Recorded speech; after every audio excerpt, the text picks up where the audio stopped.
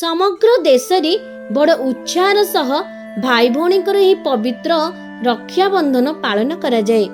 यह केवल भाई भौणीकर प्रेमर प्रतीक नुहे, परिवार को जोड़ी रखिबार उत्तम माध्यम अटे। पुरातन कालरू पालन करा जाउथुवा एही पवित्र रक्षाबंधनर कारण कौन चलंतु जानिबा। पुराण रे रक्षाबंधन को नहीं विभिन्न प्रकार विभिन्न जुगरे पौराणिक कहानी रही। चलंतु आमे प्रथमे भगवान श्री विष्णुंकर कहानी ठारू आरंभ करिबा। राक्षस मानंकर राजा बलि से 110 गोटी यज्ञ पूर्ण करि देइथिला, जहा फल रे समस्त देवता भयभीत होई प्रभु विष्णु को आराधना कले।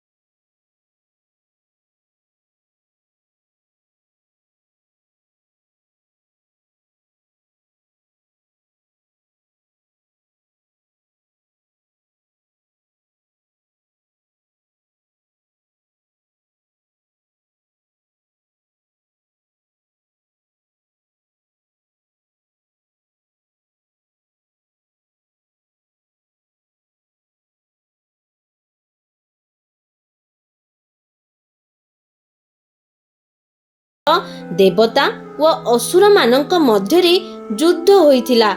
एही युद्ध रे देवता माने हारी जाउथुले। तेणु इंद्र देवता गुरु बृहस्पतिंक पाखरे पहुंचिले। सेठरे इंद्रंक पत्नी सची उपस्थित थिले। इंद्रंकु दुखी देखि से कहिले, स्वामी आज होची ब्राह्मण शुक्ल पूर्णिमा रहिछि। मु विधि विधान सहकारे एक रक्षा सूत्र को पूजा अर्चना करिबी। आपण सेही रक्षा सूत्र को एक ब्राह्मणक ठारू बांधि नियंतु, आपण निश्चय विजय हेबे। ता पर दिन देवतांक राजा इंद्र सचिंक कहिबा अनुसारे बृहस्पतिंक ठारू बांधि नेले ही रक्षा सूत्र को। एहा द्वारा एक रक्षा सूत्र रे इंद्र समस्त देवतांकु असुरंक ठारू रक्षा करिले। अन्य एक कथा महाभारत कालरू जड़ित रही। प्रभु श्रीकृष्ण निज चक्र रे शिशुपालर बोध करिले। चक्र पुणी श्रीकृष्णंक पाखरे फेरी आसिला बेले प्रभु कृष्णंक आंगुठी कटिगला। तेबे पांडवंक स्त्री द्रौपदी निज साड़ी पणतरू चिरी श्रीकृष्णंक आंगुठी रे बांधि नेले। भगवान श्रीकृष्ण कथा देले, मु तुमर सारा जीवन रक्षा करिबी द्रौपदी।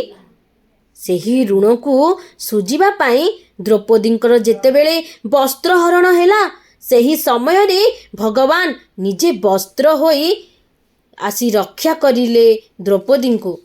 यह थिला रक्षा बंधनर कहानी। लक्स मीडिया तरफरु आपण समस्तंकु अनेक अनेक पवित्र राखी पूर्णिमार शुभेच्छा एवं शुभकामना।